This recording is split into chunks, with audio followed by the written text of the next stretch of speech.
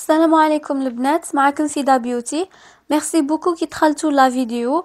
موضوع اليوم بزاف بنات حابين يعرفوا عليه، دونك حاولت نديرو لكم بشكل مفصل باه تفهموا مليح. اليوم راح نوري لكم اسهل واسرع طرق لتركيب الاظافر الاصطناعيه في الدار برك، انا في المنزل. هكذا ما تخسريش دراهمك عند لي صالون.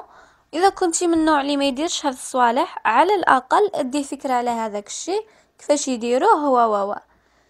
بون، لي فو زونغل ولا الاظافر الاصطناعيه تتباع على وشحال من نوع وشحال من شكل. كاين اللي قصار، كاين اللي شوي شوي، كاين اللي طوال بزاف. ما يكون تسمعيني ماذا بك ما تخيريش لي طوال بزاف باش ما تبانيش عندك ظفار تاع وحش. وكاين ثاني اللي غاليين وكاين اللي رخاص، كاين اللي شوي شوي راكم عارفين. لابوات الوحدة فيها 24 ظفر اصطناعي بأحجام مختلفة. باغ اكزومبل كل حجم دايريلو دوبل تاعو، معناها واحدة على جال لاغوش والاخرى على جال لادغوات. بالنسبه لا مارك، انا نشري في هذو تاع بخي مارك محبوب الجماهير، هايلين صح بزاف.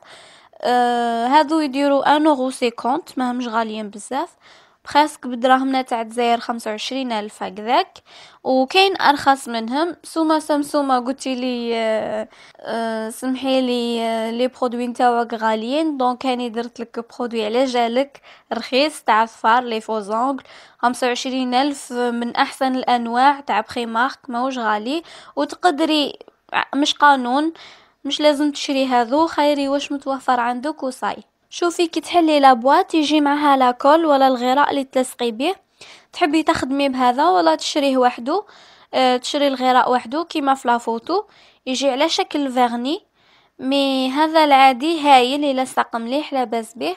وكاين دي فوزونغ ما يجيش معاهم الغراء، هذوك بالكي منهم، هذوك زعما دايرينهم واجدين، دايرين الغراء في الظفر الطول تلصقي.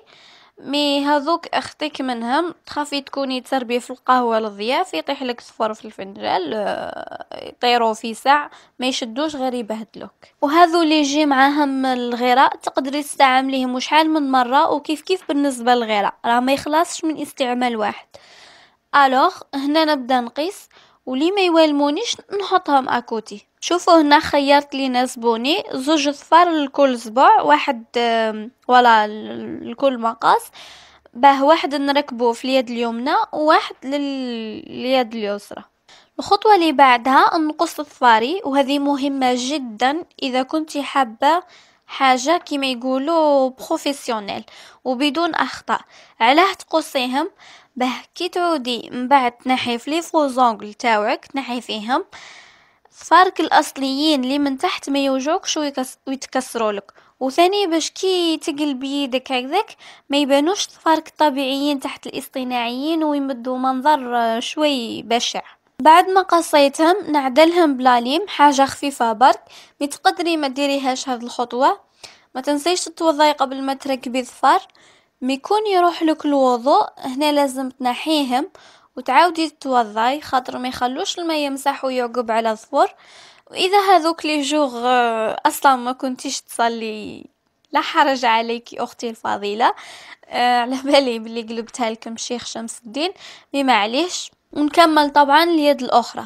شوفوا درك التلصق، ندير الغراء في ظفري الاصلي ونحط الظفر الاصطناعي فوق الغراء ونضغط عليه واحد 15 سكوند ولا 20 سكوند، 15 ل 20 ثانية، ونكمل كامل اليد هكذاك. اذا حبيتي ما يطيروش في ساع ويشدوا لك اكثر، زيدي كمية الغراء في صبعك وفي الفوزونغل في زوج.